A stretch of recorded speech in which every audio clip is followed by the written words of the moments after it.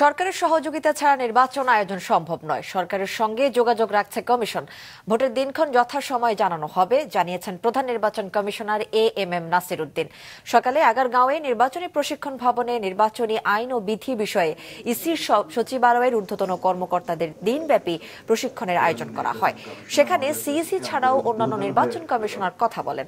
পরে সাংবাদিকদের প্রশ্নের জবাবে সিইসি জানান, প্রত্যেক অফিসেরই একটা পরিকল্পনা থাকে, তাদেরও আছে। সে অনুযায়ী কার্যক্রম চলছে, প্রয়োজনে কর্মপরিকল্পনা পরিবর্তন করা হবে।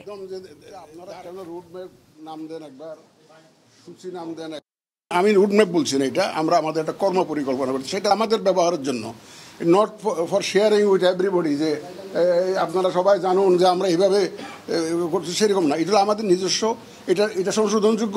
আর যদি বলেন যে সরকারের সাথে যোগাযোগ হয়েছে কিনা, সরকারের একটা ইলেকশন করতে গেলে যতই আপনি স্বাধীন বলেন না কেন ইসিকে, সরকার ছাড়া নির্বাচন করা সম্ভব, কারণ সরকারের সহযোগিতা নিয়েই তো আমাকে নির্বাচনটা করতে হবে।